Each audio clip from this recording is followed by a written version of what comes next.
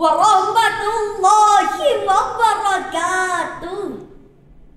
Alhamdulillah, assalatu wassalamu ala rasulillah wa ala alihi wa sahbihi wa mawala, amma ba'd. Dewan Hakim yang arif dan bijaksana, hadirin sebangsa dan setanah air yang berbahagia. Dr. Wendy Sepmadi Hutahayan SEMTH di dalam bukunya Filsafat dan Teori Kepemimpinan halaman 2 bagian bawah menjelaskan, kepemimpinan merupakan kemampuan dan keterampilan seseorang mempengaruhi sifat orang lain, baik yang kedudukannya lebih tinggi maupun yang lebih rendah. Di tengah arus globalisasi ini, dinamika yang terjadi di masyarakat justru menunjukkan betapa banyak kerusakan di segala lini kehidupan. Hukum rimba menjadi peradaban. Orang kaya memangsa yang miskin, orang pintar memangsa yang bodoh, orang kuat menghantam yang lemah. Korupsi, kolusi, dan nepotisme telah menjadi sajian setiap hari. Kasus narkoba, pembunuhan, pemerkosaan, bagai tontonan di sana sini.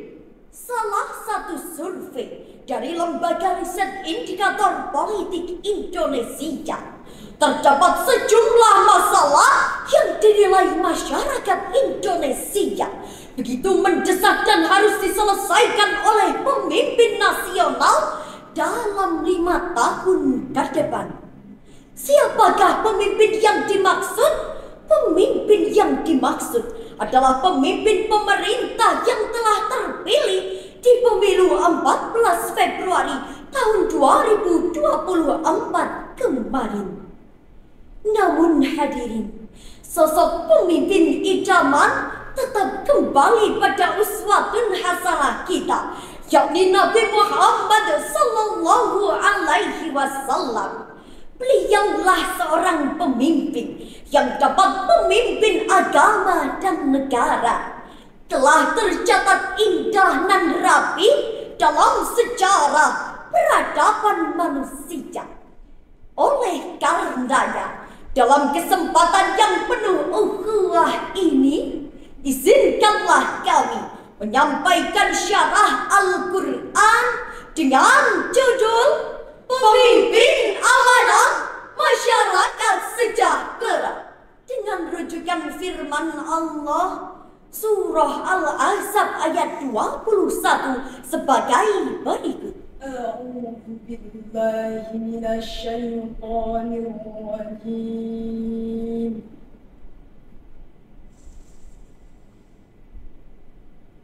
Bismillahirrahmanirrahim.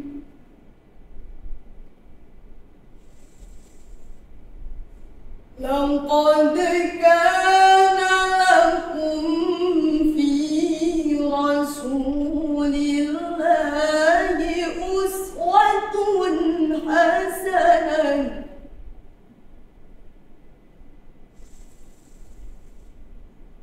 liman kana yarjullaha wal yawmal akhir wa dzakara Allaha katsiran. Hamba berlindung atas kuasa-Mu ya Allah dari usikan setan yang terkutuk,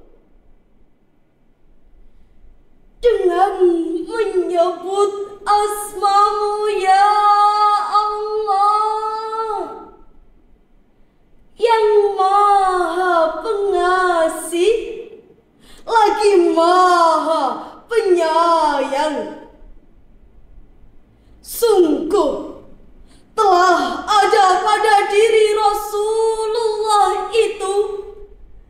suri teladan yang baik bagimu, yaitu bagi orang-orang yang mengharap rahmat Allah dan kedatangan hari kiamat, juga banyak mengingat Allah. Hadirin yang berbahagia, di dalam tafsir Al-Qurtubi terbitan Pustaka Azam jilid 14 halaman 388 menjelaskan firman Allah Subhanahu wa ta'ala, uswatun hasanah, suri tauladan yang baik.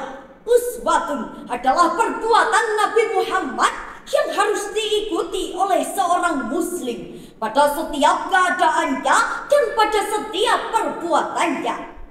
Pakar tafsir Az-Zamakhsyari ketika menafsirkan ayat di atas mengemukakan dua kemungkinan tentang maksud keteladanan yang terdapat pada diri Rasulullah. Yang pertama, dalam kepribadian beliau secara totalitasnya adalah teladan. Yang kedua, dalam arti kepribadian beliau patut untuk diteladani. Namun sangat disayangkan hadirin, masih banyak pemimpin kita yang belum mampu meneladani sifat kepemimpinan Rasulullah dengan baik. Salah satu permasalahan yang harus diselesaikan adalah pemberantasan korupsi di Indonesia sebesar 19%. Di era reformasi ini hadirin, banyak pemimpin yang berfoya-foya, namun rakyatnya sengsara. Pemimpinnya hidup mewah nan megah, namun rakyatnya hidup susah. Pemimpinnya hidup makmur, namun rakyatnya hancur tersungkur. Na'udzubillahi min dzalik. Dikutip dari www.kompas.com, Kamis 16 Februari tahun 2023, bahwa seorang anggota DPR Papua Barat dijerat hukuman pidana Undang-Undang Pasal 2 Ayat 1 tentang tindak pidana korupsi dana hibah APBD pada tahun anggaran 2018 senilai 6,1 miliar. Padahal hadirin, jika saja dana hibah yang bernilai 6,1 miliar dialokasikan untuk bantuan sosial program keluarga harapan, maka akan membawa masyarakat lebih sejahtera. Namun sangat disayangkan hadirin, mereka lebih mengutamakan kepentingan dirinya daripada kepentingan masyarakatnya. Mereka lebih menguntungkan keuntungan daripada kesejahteraan. Sebelum kami lanjut, marilah sejenak kita menyampaikan salam rindu kepada Rasulullah. Allahumma salli wa sallim ala sayyidina Muhammadin sahibil busyara, salatan tubashiruna biha wa ahlana wa auladana wa jami'a masyayikhina wa muallimina wa talabatana wa talibatina min yaumina hada ila yaumil akhirah.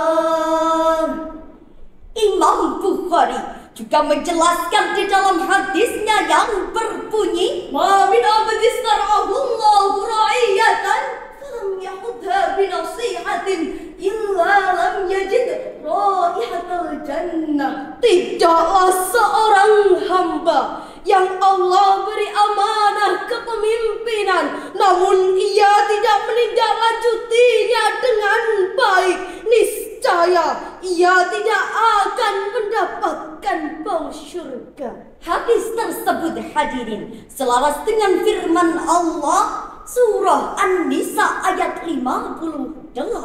Inna Allah ya'murukum an tu'addul amanati ila ahliha wa idza hakamtum bainan nasi an tahkumu bil 'adl.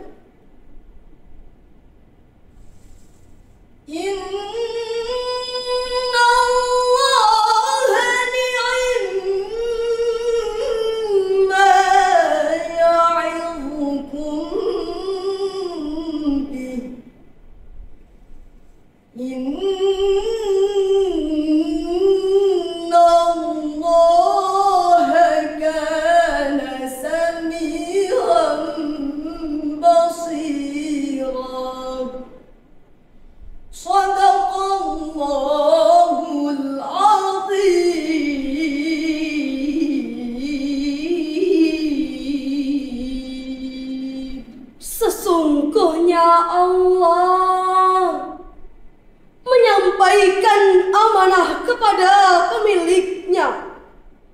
Apabila kamu menetapkan hukum di antara manusia, hendaklah kamu tetapkan secara adil. Sesungguhnya Allah memberi pengajaran yang paling baik kepadamu. Sesungguhnya Allah Maha mendengar lagi Maha melihat. Maha benar Allah dengan segala firman-Nya dan yang Maha Agung. Hadirin yang berbahagia, Profesor Dr. Wahbah Az-Zuhaili di dalam kitab tafsirnya Al-Munir jilid 14 halaman 140 menjelaskan bahwa firman Allah Subhanahu wa taala, "Wa idza hakamtum bainan nas" mengandung isyarat keharusan mengangkat seorang pemimpin yang adil dalam menetapkan hukum.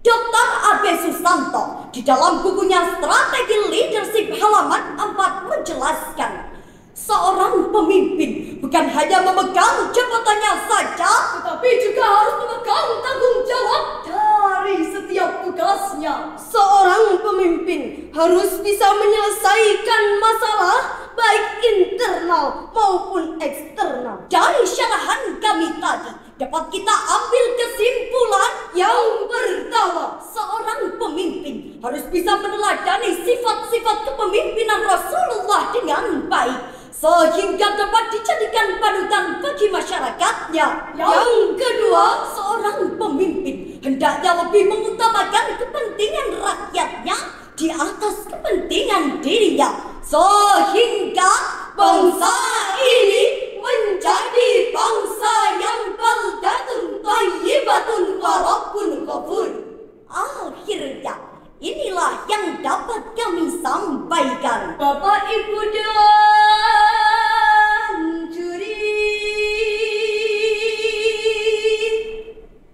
sekian syarahan dari